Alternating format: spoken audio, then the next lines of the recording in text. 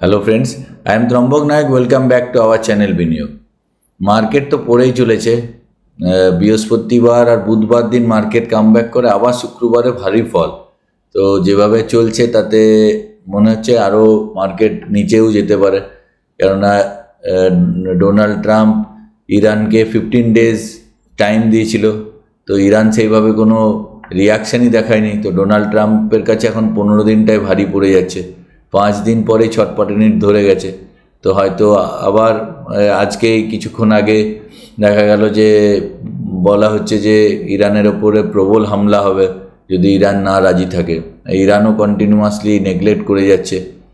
তো এই অবস্থায় মানে যেটা রাশিয়া ইউক্রেন যুদ্ধ, যেটা প্রায় 4 বছর ধরে স্থায়ী ছিল, তো এই যুদ্ধটাকে ইসরায়েল আমেরিকা এবং ইরানের ওয়ারটাকে বিশেষজ্ঞরা মনে করছিলেন যে অতদিন স্থায়ী হবে না। তো সেইভাবেই এগোচ্ছে। তো এখন যুদ্ধের মোড় কোন দিকে যাবে বলা খুব মুশকিল। আমাদের কিছু করার নেই। এবার এখানে একটা জিনিসই আমি বলবো আপনাদের, যারা ধরুন মিউচুয়াল ফান্ডে এসআইপি করছেন তারা তো নিশ্চিন্তে থাকুন, কোনো অসুবিধাই নেই। এসআইপিতে আপনার কন্টিনিউয়াস আপনি টাকা ঢালছেন। তো এরকম আমি আমার 18 বছরের অভিজ্ঞতাতে অনেকবার দেখেছি। তো যুদ্ধ না দেখলেও মানে এরকম ভারত পাকিস্তানের খণ্ডযুদ্ধ হয়েছে, মার্কেট পড়েছে আবার ব্যাক করেছে। কোভিড হয়েছে, মার্কেট পড়েছে আবার ব্যাক করেছে। আমেরিকা এবং চীনের ট্যাক্সের যুদ্ধ হয়েছে, মানে ট্যারিফের যুদ্ধ হয়েছে, মার্কেট পড়েছে, মার্কেট স্লো ডাউন হয়েছে, বারবার মার্কেট কাম ব্যাক করেছে। তো এই সময় নোশনাল লস যেটা দেখাচ্ছে স্টক মার্কেটের ইনভেস্টার বা ট্রেডারদের ক্ষেত্রে বেশিভাবে পোর্টফোলিও ডাউন হচ্ছে মিউচুয়াল ফান্ডের থেকে। মিউচুয়াল ফান্ডে অনেক সেফ। সেই জন্যই আমি বারবার বলে থাকি যে উইদাউট নলেজ এবং উইদাউট রিসার্চ, যদি আপনার পড়াশুনো সেই লেভেলের না থাকে, তো স্টক মার্কেট ইনভেস্টমেন্ট না করাই ভালো। সেক্ষেত্রে মিউচুয়াল ফান্ড অনেক সেফ সাইড, কিন্তু মিউচুয়াল ফান্ডের ফান্ড ম্যানেজাররাও ভগবান নয় যে মার্কেট ক্রমাগত পড়ে যাচ্ছে তো যতই ভালো স্টকের পোর্টফোলিও থাকা যাই থাক, মিউচুয়াল ফান্ডও নেগেটিভ হচ্ছে। তো নোশনাল লস কিন্তু পার্মানেন্ট লস নয়। মানে 100 টাকাটা ভ্যালুয়েশনে আপনার 80 টাকা দেখাচ্ছে বা 90 টাকা দেখাচ্ছে, এটা নোশনাল, মানে এটা আবার চেঞ্জ হতে পারে। তো এটাকেই লোকে পার্মানেন্ট ভেবে যদি প্যানিক করে জাস্ট বিক্রি করে ফেলে, তখনই সেটা পার্মানেন্ট লস হয়ে যাবে। মানে আপনি 80 টাকাতে যেই মাত্র বিক্রি করে দিলেন আপনার লস হয়ে গেল। না বিক্রি করলে আপনার কিন্তু রিভাইভ করার চান্সেস থাকে এবং মার্কেট নিচে যেতে পারে, কিন্তু মার্কেট নিচে থাকতে পারে না। তো আমার অনেক ক্লায়েন্টের পোর্টফোলিও যারা নতুন ইনভেস্টমেন্ট করেছে, যারা পুরনো ইনভেস্টার, সিজন ইনভেস্টার, তাদের কোনো প্রবলেম নেই। তারাও প্রবলেম নেই বললেও ভুল হবে। অনেক ক্লায়েন্ট আছে রিটায়ার্ড পারসন, তাদের একটু চিন্তা হচ্ছে, মাঝে মাঝে ফোন করছেন। তো তাদের ফোন করে ফোনের অ্যান্সার দিচ্ছি, সাহস জোগাচ্ছি। এবং আমার ইউটিউব চ্যানেলে তো আমি বারবারই বলি। তো কিছু কিছু নতুন ইনভেস্টার, যেমন আমি জাস্ট আপনাদের উদাহরণ দিয়ে দেখাতে পারি। যেমন এখানে একটা ভ্যালুয়েশন আমি জাস্ট আপনাদের দেখাচ্ছি এখানে। তো এখানে ম্যাক্সিমাম 1 2 3 4 5 5 মাস জাস্ট এসআইপি চালু হয়েছে। 2000 টাকা করে 10,000 টাকা জমা পড়েছে। Valuation 9,025, 0.974% negative return. সিএজিআর আসছে -43%। এখানেও 12,000 টাকা জমা পড়েছে, এখানে 10,725, 1,274 টাকার লস। 10.62% negative, CAGR -39। আবার এখানেও আর একটা এসআইপিতে 5,000 টাকা জমা পড়েছে, 4,562, 437 টাকার লস। এখানেও 8.75-এর নেগেটিভ রিটার্ন। এখানে আপনার সিএজিআর আসছে 38.87 নেগেটিভ। তো ওভারঅল ইনভেস্টমেন্ট হয়েছে 27,000 টাকা, এখন ভ্যালুয়েশন আছে 24,312। তো 10% লস আছে, নোশনাল লস আছে। আর এখানে 41%-এর নেগেটিভ সিএজিআর আছে। তো এই যে 10,000 টাকা নোশনাল লস আছে, এটা যদি এখন ভয় পেয়ে এসআইপি স্টপ করে দেয় বা বিক্রি করে দেয় টোটালটাই, তাহলেই তার লস হয়ে গেল। আর এটাই যদি কন্টিনিউয়াসলি চলে, তো এই সময়ই ইনভেস্টমেন্ট করার আসল সময়। তো যেটা বলা হয়ে থাকে যে সব সময় যে সময় প্যানিক বটনে হিট করছে, সেই ইনভেস্টমেন্টটাই কিন্তু আপনাকে সবথেকে হাইয়েস্ট রিটার্ন দেবে। অ্যাকচুয়ালি তাই হয়। আপনি ব্রেনের যদি কনসিয়াসলি আপনি ইনভেস্টমেন্ট করতে চান, আপনি ইনভেস্টমেন্ট করতে পারবেন না প্যানিকে। কিন্তু ওপর থেকে যখন পড়ার পর, মানে আমি জাস্ট আপনাকে একটা ব্ল্যাঙ্ক চার্টে দেখাই। এখানে ধরুন এখানে ধরুন এইখানে একটা লাইনে আছে, এবার এখান থেকে মার্কেট কারেকশন হচ্ছে, তো এখান থেকে কারেকশন হতে হতে মার্কেট ধরুন এখানে প্রায় 20% ফল হয়ে গেছে। তো 20% ফলের জায়গায় এই ওপর থেকে যখন পড়ছে মার্কেট, এই 20% ফলের জায়গায় এইখানটাই মেন ভয়টা তৈরি হয়। তো এইখান থেকে আবার ধরুন ফার্দার ফল হয়ে গেল আরও 10%, তাহলে টোটাল 30% ফল হয়ে গেল। তো এই জায়গাটাতে ভয়ের সঞ্চার হয়, কিন্তু এই জায়গাটাতে ভয় পাওয়ার সবথেকে কম কথা, কেননা ওপর থেকে এইখানে ভয় পাওয়ার অ্যাকচুয়ালি জায়গা ছিল, যে মার্কেট যখন বেড়েছিল ওপরে, তো এইখানে ভয় পাওয়ার আসল জায়গা ছিল, যেখানে ইনভেস্টমেন্ট করা উচিতই ছিল না। এখন যেখানে পড়ে আছে এইখান থেকে হার্ডলি পড়লে আর ম্যাক্সিমাম কত পড়তে পারে, ল অফ অ্যাভারেজ বলে একটা কথা আছে, এখান থেকে হার্ডলি পড়লে কত পড়তে পারে, আরও 10% পড়বে। তো 10%ই পড়বে, কিন্তু এখান থেকে আর 30% পড়বে না। তো এইখান থেকে যখন কামব্যাক করবে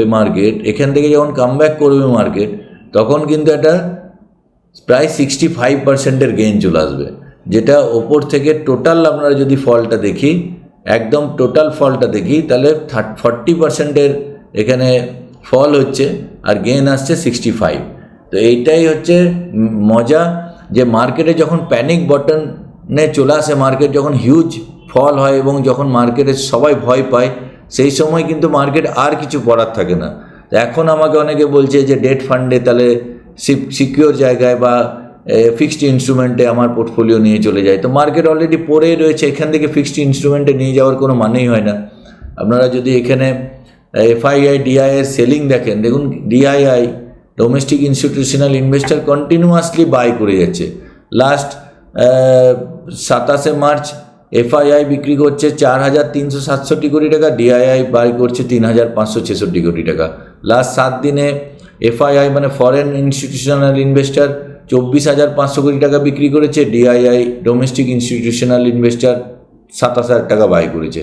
লাস্ট 30 দিনে 1,18,000 কোটি টাকা বিক্রি করেছে ফরেনাররা, ডিআইআই বাই করেছে 1,40,000।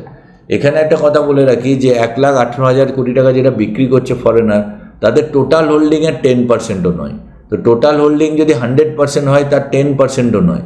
তো 90% টাকা কিন্তু তাদের এখানেও পড়ে আছে এখন। জাস্ট যুদ্ধের কারণে সবাই নিজের বাড়িতে পয়সা নিয়ে যেতে চায়, তো সে কারণে 10-15% টাকা নিয়ে যেতেই পারে। এবার আমেরিকা মার্কেট কিন্তু ইন্ডিয়ান মার্কেটের থেকে অনেক বেশি ওভার প্রাইসড আছে, মানে হাই পিই আছে।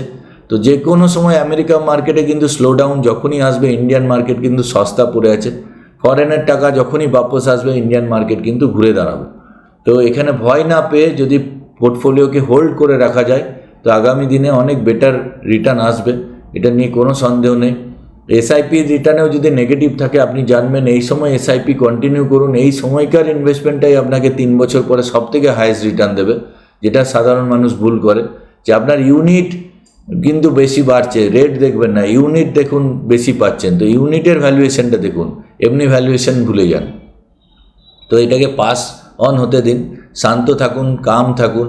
তো এই সময় আপনাদের উচিত নিজেদের আপস্কিল করা। আপনি যদি এক্সেল না জানেন, আপনি যদি পাওয়ার পয়েন্ট এমএস অফিস না জানেন ভালো করে, অনেকে কম্পিউটারে সেইভাবে পারদর্শী নয়, তো কম্পিউটারে কোর্স করা উচিত। আপনার যদি মনে হয় যে এই সময় হেলথ আমি আরও বেটার করব, মর্নিং ওয়াক, ইভিনিং ওয়াক আপনি ডেলি করেন, তো আপনি কোনো যোগাতে ভর্তি হতে পারেন, আপনি কোনো জিমে ভর্তি হতে পারেন, আরও স্বাস্থ্য ভালো করার দিকে জোর দিতে পারেন। আপনি ট্র্যাকার লাগাতে পারেন যে নিজে কী কী খাচ্ছেন, দিনে ক চামচ চিনি খাচ্ছেন, সে চিনি কমাতে পারেন। বা যদি মিষ্টি খেয়ে থাকেন সপ্তাহে 4টে, সেটাকে কমিয়ে 0-তে আনতে হবে। তো এইগুলোর ওপরে কাজ করা উচিত। পোর্টফোলিও নিয়ে অযথা টেনশন করে লাভ নেই।